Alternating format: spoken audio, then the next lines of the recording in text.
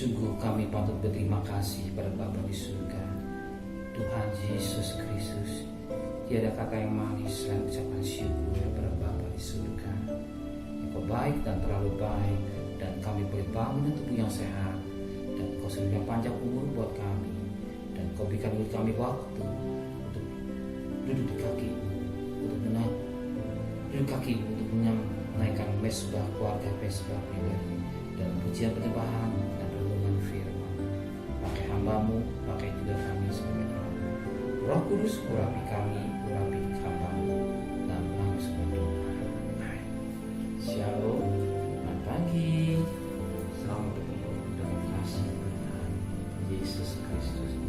Hari kita akan membaca Amsal pasal 22 ayat pertama sampai ayat 29. Amsal 22 ayat pertama sampai 29. Kita baca sampai ayat yang ke-14 saja ya. Besok ayat 15 sampai 29. Amsal 22 ayat pertama sampai 14. Nama baik lebih berharga daripada kekayaan besar. Dikasih orang lebih baik daripada perak dan emas. Orang kaya dan orang miskin bertemu, yang membuat mereka semua ialah Tuhan. Kalau orang bijak melihat malapetaka, bersembunyilah ia. Tapi orang yang tak berpengalaman berjalan terus selalu kena celaka. Ganjaran kerendah hati dan takut akan Tuhan, ada kekayaan, kehormatan, dan ketulusan. Duri dan perangkap ada di jalan orang yang serong hatinya. Siapa ingin memelihara diri menjadi orang itu? Didiklah orang muda menurut jalan yang patut diikuti. Maka pada masa tuanya ia tidak akan menyimpang daripada jalan itu. Orang kaya menguasai orang miskin, yang berhutang menjadi budak dari yang menabur. Orang yang menabur kecurangan akan menuai bencana, dan tongkat amarahnya akan habis binasa. Orang yang baik hati akan diberkati karena ia membagi rezekinya dengan si miskin. Usilah si cemooh, maka lenyaplah pertengkaran, dan akan berhentilah perbantahan dan cemooh. Orang yang mencintai kesucian hati dan yang manis bicaranya menjadi sahabat raja. Mata Tuhan menjaga pengetahuan, tetapi ia membatalkan perkataan si pengkhianat. Si pemalas berkata, ada singa di luar, aku akan dibunuh di tengah jalan. Ayat 14, mulut perempuan jalan adalah lubang yang dalam. Orang yang dimurkai Tuhan akan terperosok ke dalamnya. Oke, kita ambil satu berkat yang buat pagi ini ya. Kita perhatikan pada ayat yang ke-7. Orang kaya menguasai orang miskin, yang berhutang menjadi budak daripada yang menghutangi. Camkan baik-baik, orang kaya menguasai orang miskin, yang berhutang menjadi budak dari yang menghutangi. Kalau kita perhatikan firman kata-kata ayat ini betul sangat luar biasa. Orang kaya menguasai orang miskin. Yang kedua, yang berhutang jadi budak dari yang menghutangnya. Saya tertarik dengan kata-kata budak. Budak, namanya budak. Orang kalau jadi budak itu sesuatu yang keenakan. Dia tidak punya hak membela. Sebagaimana kita lihat kisah tentang Yusuf, di mana Yusuf dalam Kejadian pasal 39. Di situ lihat Yusuf dia tidak berbuat dosa kepada istri Potifar. Bahkan Yusuf ini sebenarnya mau diperkosa oleh istri Potifar. Dan Yusuf lari. Apa yang terjadi? Ternyata Yusuf difitnah. Yusuf difitnah. Dikatakan Yusuf yang mau perkosa istrinya atau mengkosa dia. Sehingga apa yang terjadi? Yusuf dijebloskan. Yusuf tidak ada hak untuk membela. Yusuf tidak ada hak untuk membela. Nah, dikatakan kenapa? Dia jadi budak. Budak. Hidup dalam tekanan. Firman ini sangat baik buat saya dan saudara.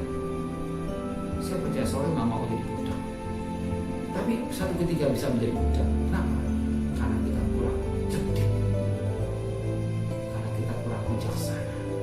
Mestinya tidak menjadi budak, tapi jadi budak. Kenapa?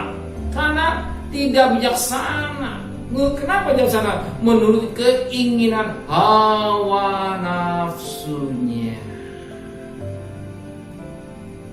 Itulah katakan keinginan hawa nafsunya atau daging. Ini sering menjerumuskan manusia penderitaan demi penderitaan karena menurut keinginan daging. Tapi Tuhan mau kita menurut keinginan roh atau kehendak Bapa. Ini yang utama. Maka kita harus berjalan dalam pimpinan Roh Kudus, berjalan sesuai dengan maunya Tuhan. Maka pada pagi hari seorang yang sangat bahagia, sangat diberkati Tuhan. Kenapa?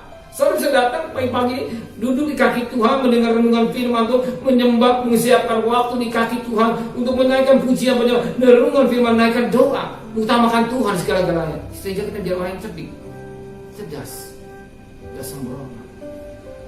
Tapi kalau kita berjalan langsung, kekuatan daging kita, keinginan kita, kemampuan kita, menjerumuskan kita tanpa kita sadari, satu kita akan jadi budak. Budak apa? Yang karena kita mengutang, menurut keinginan, mestinya dia tenang hidup. Saya memperhatikan orang, mestinya tidak menderita karena ulahnya, ingin kaya, ya. Ada keinginan, ingin kaya, utang kredit mobil, sepertinya uang mukanya ringan, iya. Dia tidak hitung berapa income-nya, berapa pengeluarannya. Dia tidak hitung berapa pengeluarannya, berapa pemasukannya atau income-nya. Karena dia tidak hitung bagian. Mau tidak mau harus dia bekerja lebih dari orang. Mestinya istirahat, mesti itu dengan keluarga, mesti menikmati keluarga. Tapi karena untuk menutupi dia cicilan mobil, dia harus kerja, bantu Tuhan. Sakit-sakit harus cari nafkah. Sakit-sakit harus cari nafkah. Kalau tidak kerja nggak cukup tuh cicilan mobil. Akhirnya tanpa sadar jadi budaknya yang menghutangkan. Budaknya menghutangkan. Saya suka perhatikan. Mesti dia tenang rumah tangganya, mesti malam kebahagiaan tersendiri buat rumah tangganya. Dia pulang kerja enak bersama keluarga, sekalipun punya mobil katakanlah tua, tapi dia bahagia. Atau nggak punya mobil, dia bisa pesan Grab, dia pesan taksi. Ya. Tapi karena keinginan bersaing dengan tetangga, mesti nggak demikian, tapi jadi budak. Sehingga ketemu istri sulit, ketemu anak sulit, tapi kerja budak, mati-matian untuk beli sebuah, untuk cicilan mobil. Mesti nggak demikian, karena ulahnya sendiri. Ya, situ. Maka jangan kaget. Alkitab orang kaya menguasai orang miskin, yang berhutang menjadi budak dari orang hutang. Kita menjadi orang cerdik. Kita butuh. Jangan terlalu bukan keinginan yang Tuhan mau, kebutuhan. Kalau Tuhan seorang membutuhkan, pasti Tuhan berkati. Kalau Tuhan butuh, saudara butuh rumah, Tuhan pasti siapkan.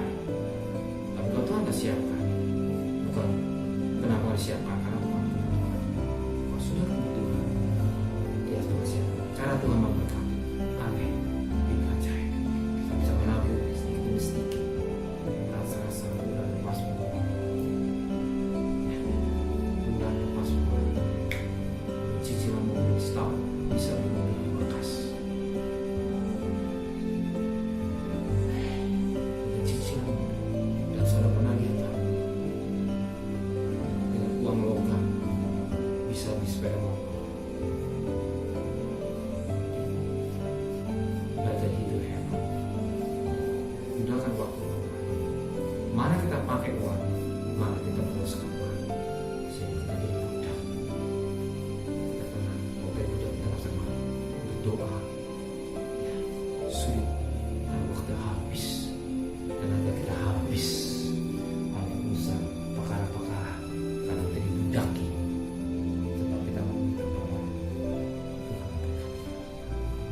benar Bapa di surga.